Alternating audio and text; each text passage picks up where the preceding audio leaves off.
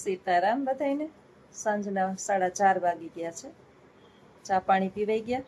અજીત રિક્ષા લઈને વયા ગયા ને બા બેઠા બેઠા મારા સામું જોવે છે. આજે છે ને કાલે સાંજે કચ્છથી મારા દીકરાએ દાડમ મોકલા છે.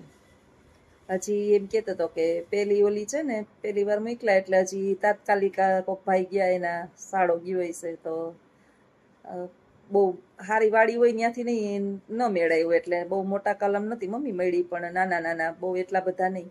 કચ્છના બધાય ફ્રૂટ હવે પહેલાં છે ને કચ્છ રણ ગણાતું પણ હવે કચ્છની અંદર જે કચ્છની આસપાસ રહેતા હોય એને ખબર હોય કે કચ્છની અંદર એટલા બધા સરસ ફ્રૂટ મળે અને દાડમ તો એક કિલ્લાનું એક દાડમ અને સ્પેશિયલ મોટા મોટા દાણા અને એમાંય સંચર ને નમક કે કંઈક સિંધાલું નમક કે નાખીને ખાઈએ ને બહુ આપણા માટે સારું. હિમોગ્લોબિનની કમી હોય ને તોય વાંધો ન આવે. આપણે કેરી જે છે એ અત્યારે ચાલુ છે અને ત્યાંની કેરી હજી શરૂઆત કાચી છે આંબાની અંદર, પાકી નથી.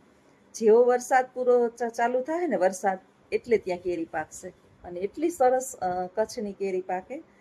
અને એક વખત કચ્છની કેરી ખાઈ લઈએ ને એટલે ખટાશ આપણા દાંત જે છે આપણામાં 50 વર્ષ થાય ને એટલે આપણી દાંતની જે પર હોય ને ઘસાઈ ગઈ હોય એટલે આપણે કાંઈ પણ ખાઈએ ને એટલે દાંત અંબાઈ જાય ને એવું આપણે થાય. આપણે ખટાશ બહુ ન ખાઈ શકીએ પણ કચ્છની કેરી બહુ સરસ મીઠી અને સરસ આવે એટલે વેચાતું લઈ અને મારો દીકરો જે છે ને એ અમને અહીંયા મોકલે ત્યારે આપણે ગર્વની અનુભૂતિ થાય કે ભગવાન ઘણા દિવસ સંતાનોને આપણે જોઈએ છીએ કે મા બાપ જે છે એ ગમતા નથી અને ગર્વ નથી કરતી હું.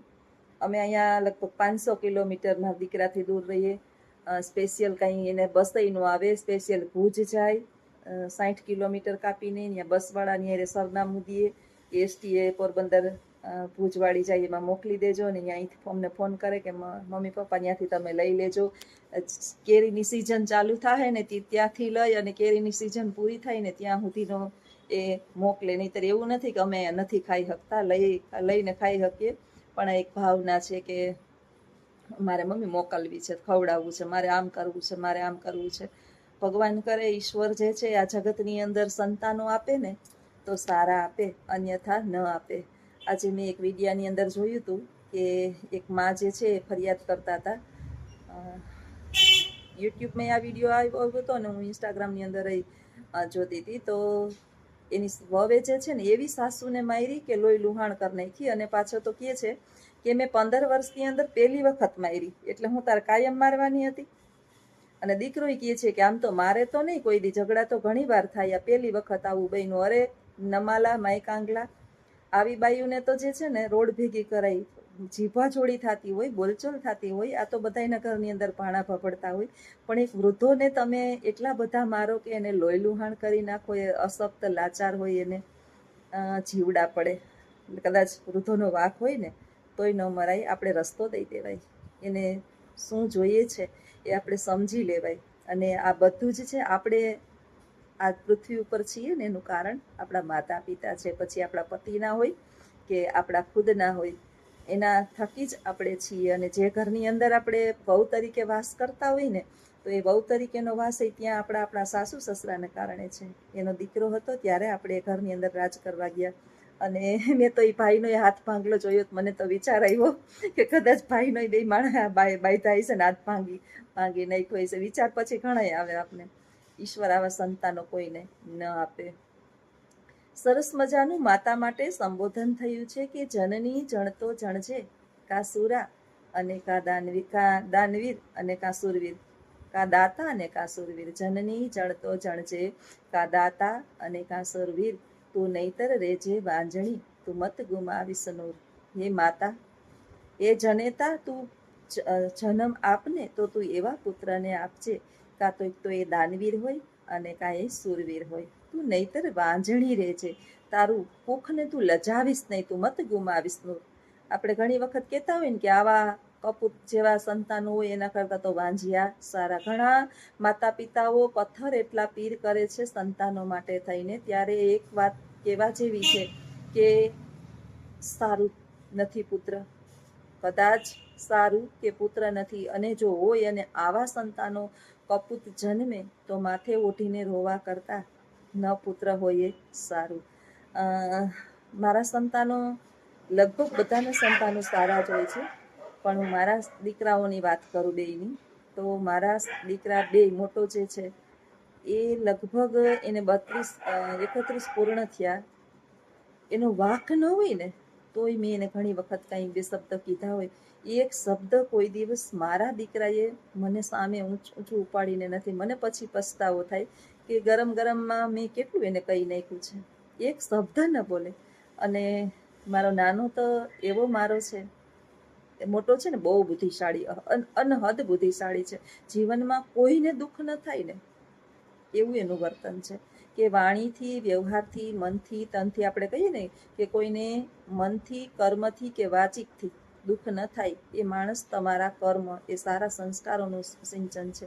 અને જ્યારે નાનો છે એ વાયડો છે, થોડો ગરમ સ્વભાવનો છે, પણ એક જનેતા, એક માતા પ્રત્યે એની એટલી લાગણી અને એટલું એને મારું છે કે કદાચ ભૂલથી કોઈ મને કંઈ એક શબ્દ કહી દે, એક શબ્દ, તો એના હું આપણો એને સમજાવું, દીકરા એવું ન હોય, મારી એ ભૂલ હોય, ગમે એટલી ભૂલ ભલે ને હોય, માં તું માં છે એ કે જગતની અંદર માં થાવી મુશ્કેલ છે, અને તને કોઈ કાંઈ કહે એને હું જીવવા દઉં નહીં, આવો એનો ગરમ સ્વભાવ. પણ ક્યારેક ક્યારેક મને એમ થાય કે ભગવાન, મેં બહુ પુણ્ય કર્યા છે કે મને ભગવાને આવી સંતતિ આપી છે કે આમ આત્મા આપણો ઠરે.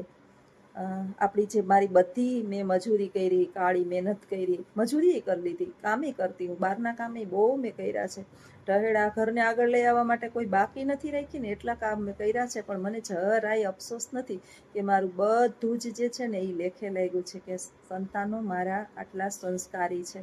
અને સારા સંસ્કારવાળા સંતાનોને એ જ આપણી મૂડી છે. મારી પાસે કેટલું ધન દોલત છે ને એનું કાંઈ મહત્વ નથી, પણ મારી પાસે કેવા બાળકો છે ને એનું મહત્વ છે. એટલે ઈશ્વરને હું તો કાયમ પ્રાર્થના કરું કે ઈશ્વર દરેક માતાઓને સારી સંતતિ આપજે, અને જો તારા સારા સંતાનો કદાચ એ માતા પિતાના નસીબની અંદર ના હોય ને તો એને દુઃખ ચોક્કસ થાય, પરંતુ એને સંતાનો આપતો છે નહીં. તો આવજો મિત્રો. મારા તો આપણે આગળ દાડમનો વિડીયો પણ જોઈએ કે કેવા દાડમ છે, અને આ વખતે તો થોડુંક નાનું ફળ છે. વિડીયોની અંદર બન્યા રહેજો. મારા વિચારો કેવા છે એ ચોક્કસ વિડીયોની અંદર કમેન્ટ કરજો. सीताराम।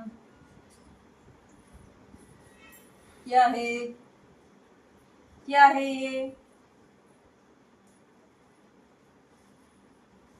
ये क्या है? से सीताराम बधाઈને. આ છે દાડમ અને આ દાડમ છે સ્પેશિયલ કચ્છના. હજી બહુ મોટા ફળ આવ્યા નથી, પેલી વખત ત્યાંથી ઉતાર્યા છે, ને મારા દીકરાએ મોકલ્યા કચ્છમાંથી, નખત્રાણાથી. અને અહીંયા જે આપણે અમારે પોરબંદર ની અંદર દાડમ આવે ને એવડા એને નાટક કરે ખાવાનું. આ શું છે?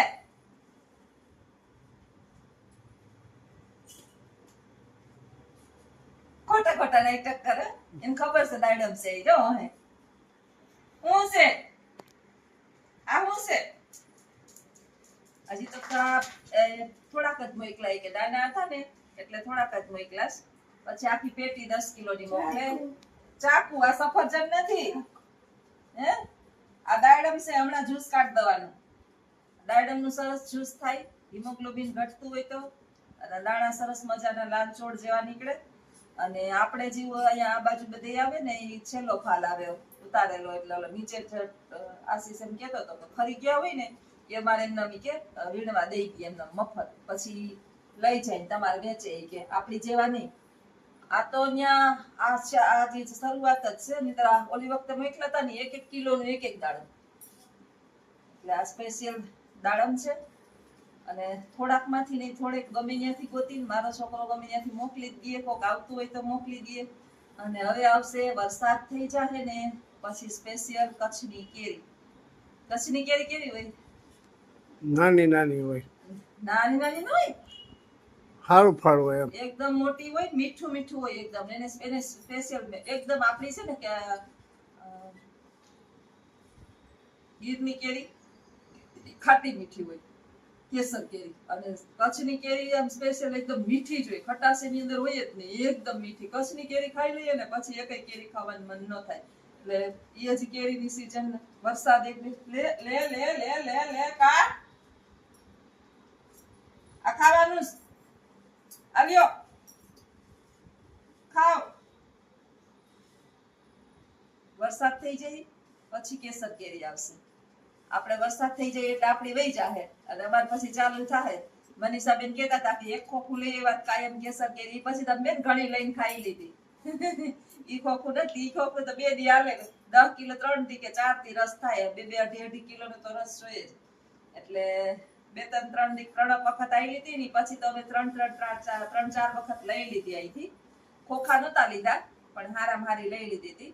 તો હાલો મિત્રો બધાય દાડમ ખાવા, અને દાડમ ખાવા માટે થઈ અને એક અલગ ટ્રીક મને બતાવી છે આને સુધારવાની. અહીંથી આમ કાઢીને સુધારીશ ત્યારે હું બતાવીશ. અત્યારે તો હવે સુધારવું નથી, પણ આને ખાઈએ ને તમે શું ના ખાય ખબર? જરાક ખંચર ન ખાય, આમાં છટાય દાણા કરીને. એને પછી ખાઈએ તો હિમોગ્લોબિન ભરપૂર આવે. જોઈ શું કરે છે આ ખાવું? સીતારામ બધાઈને. હા હું સોફે ચડીને બેઠી છું. વાંકયું ના છે ને આઘા પાછા નીંદર કરી લીધી એટલે હવે પાછું હક નથી થતું. સાંજના 8:45 વાગી ગયા છે, હજી એને દીકરા આવ્યા નથી અને અમે રાહ જોઈને બેઠા જ. એને જમી લીધું છે બાઈએ અને અમારે બાકી છે. હવે બેઠા છે સાના મુના. એકલાને છે ને ત્યાં હક ન થાય, પંખો ચાલુ કરીને ત્યાં બેહાડ્યા. અહીંયા તા તો મારો પગ ખેંચીને મને ત્યાં ચડાવી. એમ પોતે એવું ચડી તો ન થકતા. જોવો ચંગુ મંગુ દેખાય. કોણ છે?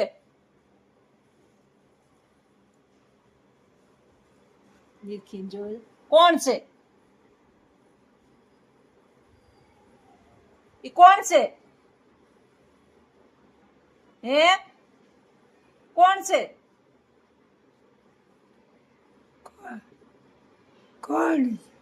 કોણ છે? લાખીબેન, લાખીબેન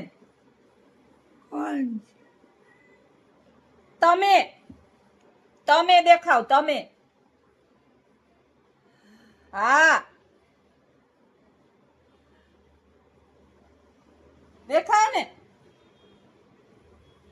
પેલા કેવું કેતા, લાખી આય, આ લાખી આય, આ જોતી આય. જો છે ને બિચારા બેહી ન થકતા એટલે ટેકો આમ લઈ લે. જાજી વાર બેહે ને તો એને આમ આખું શરીરને દુખતું હોય છે. પછી માણા હુઈ નહીં થાકે ને, કેટલુંક આખો દિવસ હું જ કરે જ રાખે. પૂતું જ રી આખો દિવસ, કંટાળો ચડે દિવસ રાત. કાંઈ બિચારાઓને કાંઈ હવાર હાંજ કાંઈ કહેવાય નહીં. ખબર છે મનુષ્યના જીવનની અંદર છે ને સૌથી વધારેમાં વધારે તકલીફદાયક ને મૂંઝવણ વાળું હોય ને તો એ ઘટપણ છે, એકાંત. નિવૃત્તિ પછી છે ને જીવન બેકાર. અત્યારે આપણે વાંધો ન આવે કામ કરવું ને, કામ કરીએ છીએ ત્યાં સુધી હાથ પગ હાલે છે, કામ કરીએ બહાર બેહી શકીએ ત્યાં સુધી વાંધો ન આવે. પછી હાવ હાથ પગ હાલતા બંધ થઈ જાય, નિવૃત્તિ, શરીર થાકે ભાંગે એટલે ક્યાંય એ નાક સફાઈ ચાલુ થઈ, પછી જીવન પૂરું. એટલે તો કીધું તમે ભાવે ભજી લ્યો ભગવાન, જીવન થોડું રહ્યું. કંઈક આતમ ના કરો કલ્યાણ, જીવન થોડું રહ્યું. જિંદગીનો તો કઈ ભરોસો જ નથી. અને જાજી જિંદગી હોય, આ બાની જાજી જિંદગી શું કરી શકે બોલો? કઈ ન થાય. ભગવાનનું નામે નથી લેતા. હવે એને લઈ લીધા, બહુ ભક્તિ ભજન બહુ કરી લીધું. હવે એના નસીબ જીવનની અંદર બસ સમય પસાર કરવાનો છે અને એ જ સૌથી મુશ્કેલ છે. વિચારો કે થોડીક વાર આપણે નવરા બેઠા હોય ને તો આપણે કંટાળો ચડે કે એકલા શું કરવું. તો આજ ઘણા સમયથી એમ નામ પથારીમાં, એટલે પથારીમાં મીન્સ ઊભા થઈને બેહે ને એટલે બહુ તકલીફવાળી વૃદ્ધાવસ્થા છે. ભગવાન લાંબુ આયુષ્ય ન જ આપે કોઈને, બહુ જરૂરથી વધારે. એટલે જ છે ને કોઈને એમ ન કહેવાય તું 100 વર્ષ ન થા. આપણે દીકરાઓને દીકરીઓને આશીર્વાદ આપીએ 100 વર્ષ ન થા. 100 વર્ષ ના થાય ને પછી આમાં ઢહેડિયા કરવા પડે. એના કરતાં ભગવાનની પાસે પ્રાર્થના કરવી કે હે ઈશ્વર, આ દેહ જે છે ને જ્યાં સુધી હાલી ચાલી શકે ને સ્વતંત્ર છે ને ત્યાં સુધીની જિંદગી દે છે, પછીની જિંદગી બધી નકામી છે. જો બેઠા છે ને મારી બાજુમાં બેઠા હોય ને, અત્યારે આપણે નવરા છીએ તો બાજુમાં બેસીએ, પછી હવે હાલો રસોઈ તો કરીને રાંધીને ખાવું તા ખરી ને. અને હું તો હજી બાજુમાં બેહું, પણ અજીત છે ને એ બાજુમાં તો બેઠો હોય, લઈને બેહે પણ મોબાઈલ લઈ લઈએ એટલે બા છે ને એકલા થઈ જાય બિચારા. ખવરાવે, પીવરાવે, જ્યુસ પીવરાવે. જો નામ લેતા જ રિક્ષાને ધડબડાટી બોલાવતા બોલાવતા આવે છે. હું રાહ જોઈને બેઠી. હાલો તો જમી લઈએ. જો ચાપલી ભાઈ ટી ટી કર્યું ને તે